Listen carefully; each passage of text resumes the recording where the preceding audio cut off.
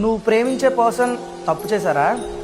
సరే, నేను అడిగే కొన్ని క్వశ్చన్స్కి ఆన్సర్ చెప్పు.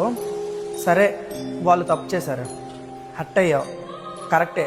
కానీ వాళ్ళు నిన్ను అసలు ప్రేమగా చూసుకోలేదా? నువ్వు ప్రాబ్లంలో ఉన్నప్పుడు నీతో ఎప్పుడూ లేరా?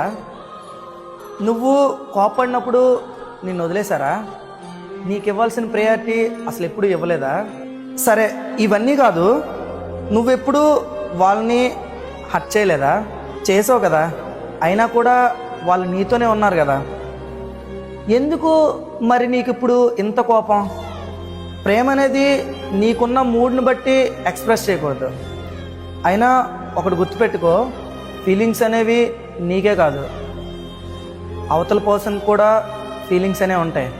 అర్థం చేసుకో.